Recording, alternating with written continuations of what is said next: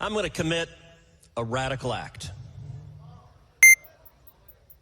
I'm going to speak the truth. We should stand for our national anthem. Marriage is a holy covenant before God. An unborn child is a child. Children do best when they're raised by a mother and a father. The Wuhan virus came from Wuhan. And there is a difference between boys and girls. I want you to pause and think for a second that just a few years ago, every one of those statements would have been utterly uncontroversial and blazingly obvious, even to the most dim-witted among us. And today we're at a moment where saying those words can get you canceled. Saying those words can get you fired. Saying those words can get you erased. And I'm here today with two very simple messages. Number one, we need to defend America.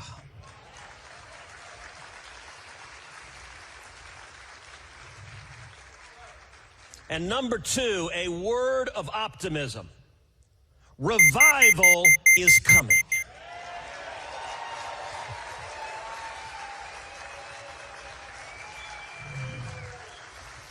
We are seeing an assault on our nation, an assault at a level never before in the history of this country.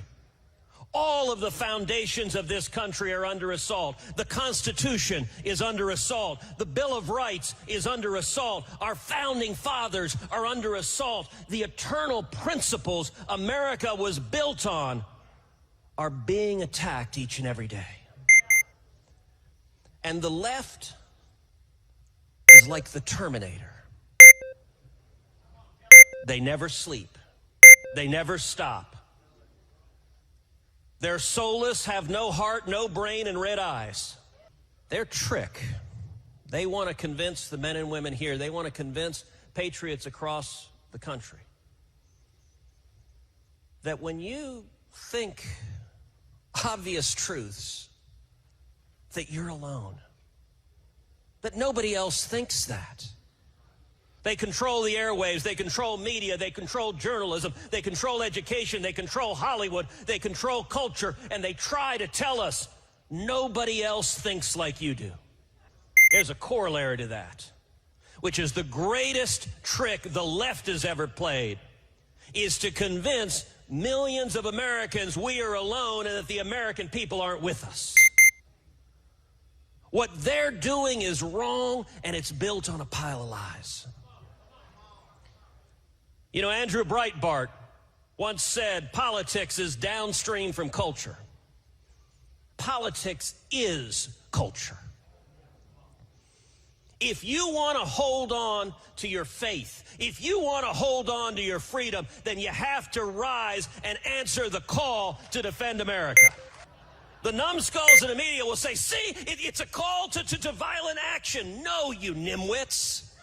A call to rhetorical arms, a call to be prayer warriors, a call to organize, a call to mobilize, and a call to go to the ballot box and use your arms to vote the bums out. The patriots across America who love our nation, who reject the stinking pile of lies that the left is selling. We need to wake up, we need to energize, we need to engage, and let me tell you, we can win, and we will win. Earlier this year in Southlake, Texas, a suburb of Dallas, Southlake School Board had implemented a curriculum where they were teaching critical race theory.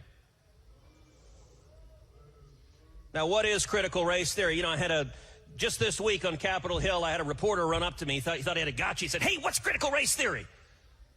Apparently, he thought I would turn to him and say, gosh, I have no idea. I think it's really bad, but I just don't know what it is, because, conservatives are morons and we don't know what we're talking about.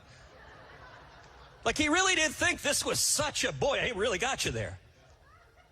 And I explained to him, I said, well, it's a theory that derives from Marxism. Karl Marx viewed the entire world as a conflict between classes, between the owners of capital and the working man and women, the proletariat, a fundamental battle in society. Critical race theory takes that same Marxist concept, except it replaces class with race. And it says all of America and all of the world is a battle between the races. Critical race theory says every white person is a racist. Critical race theory says America is fundamentally racist and irredeemably racist.